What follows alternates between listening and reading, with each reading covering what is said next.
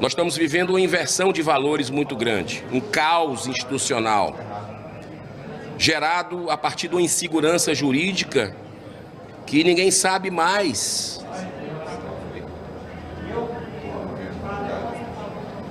quem está no seu quadrado, quem não está. Não existe separação entre poderes no Brasil.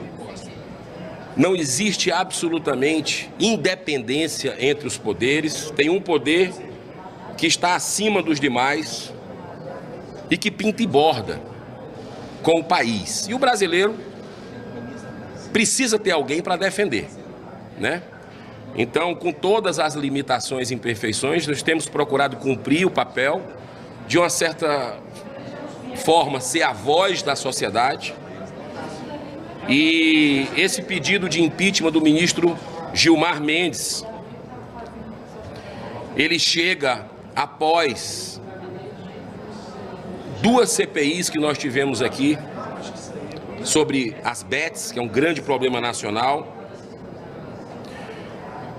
de convocação, na verdade, convite para o ex-presidente Edinaldo Rodrigues, da CBF, dar explicações na Comissão de Esporte, um requerimento meu, por um assunto que foi muito aventado, e eu quero fazer aqui justiça à revista Piauí, que trouxe matéria sobre esse tema, que nos ajudaram bastante, pedidos de informações não respondidos também, que nós enviamos a instituições sobre a questão de um eventual conflito de interesses do ministro Gilmar Mendes com o julgamento de uma ação junto à CBF, que mantém contratos com o IDP, que o ministro Gilmar Mendes fundou, seu filho está à frente, e que tem contratos milionários aí, na ordem de 10 bilhões de reais por ano, com a CBF. Então, o que é que aconteceu nesse caso, que é o caso que mais chamou a atenção dos brasileiros, foi ele não ter se declarado suspeito, nem solicitar a redistribuição de uma ADI, número 7580 de 2025, movida pelo Partido Comunista do Brasil, PCdoB, que discutia a recondução ao cargo do ex-presidente da Confederação Brasileira de Futebol, Edinaldo Rodrigues. Mesmo tendo a instituição de ensino, do qual é sócio, com outros familiares, o IDP, assinado contrato milionário com a CBF, ainda sob a administração de Edinaldo.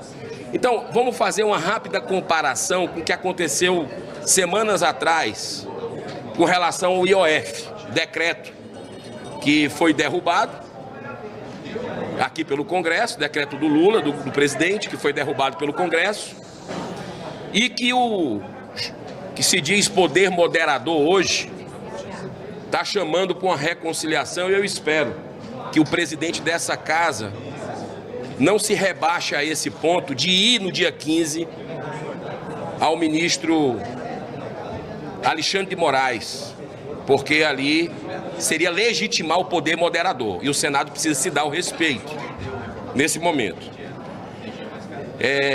O que aconteceu com o IOF foi que o ministro Gilmar Mendes pediu a redistribuição ao presidente Barroso, porque o ministro Alexandre de Moraes já tinha processos com relação ao caso do IOF. Corretíssimo. Tinha já um histórico, um precedente.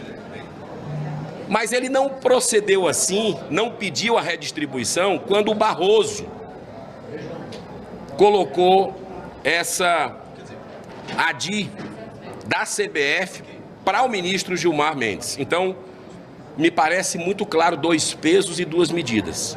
Ele poderia ter se declarado suspeito e pedido a redistribuição para o ministro André Mendonça. Que o interessante, ministro André Mendonça, num debate que teve no Supremo Tribunal Federal, chegou a dizer que a CBF não resistiria a uma investigação. Por que o ministro Gilmar Mendes não fez isso? Será que é porque tem contratos com o IDP, que a CBF tem contratos? Então me pareceu um conflito de interesse que a gente respaldou aqui. São 31 páginas desse pedido de impeachment e me parece uma violação do artigo 145 do Código de Processo Civil. Outro item importante é a participação de ato político partidário. Chocou muito também o país a entrega dos primeiros 100 quilômetros duplicados da BR-163, trecho entre as cidades de Diamantino e Nova Mutum, no Mato Grosso, ocorrido em dezembro de 2024. Cabe destacar que o irmão do denunciado aqui, nesse pedido de impeachment, é o prefeito da cidade de Diamantino.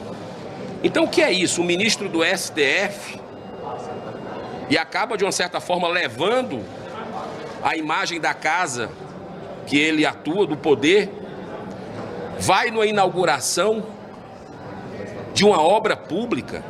Isso não me parece razoável. Me parece algo de um ato político partidário. A gente vê ministros, eu sei, aqui no Brasil, só no Brasil, dando entrevista fora dos autos o tempo inteiro. Isso está errado. Entrevista tem que se manifestar nos autos. E a gente está vendo essa inversão também aqui no Brasil. Outro caso também, que para fechar o último item, são interferências em matéria exclusiva do parlamento, mais uma invasão, né, um ativismo judicial, por atuar de maneira ostensiva a favor da volta da homologação trabalhista em sindicato, utilizando-se do cargo que ocupa para dar crédito ao PL 2690 de 2025. Que a gente tem visto muito aqui, legislações que nós passamos, às vezes, décadas debatendo com a sociedade, consumindo o dinheiro de quem paga imposto, né, com salário, com a estrutura de assessoria. E numa canetada, um ministro do STF vai e desfaz. A gente tem visto isso à torta e à direita. E, nesse caso aqui, nós tivemos, na lei trabalhista do país, que foi muito celebrada, outra invasão do Supremo Tribunal Federal, como a gente viu agora na lei das estatais, que por um casuísmo para atender um pedido do governo Lula, no Mercadante, no BNDES e outras coisitas mais, o STF resolveu abrir a porteira e depois viu que fez besteira, fechou, mas disse, mas mantém a abertura que a gente fez numa lei que o Congresso já tinha debatido.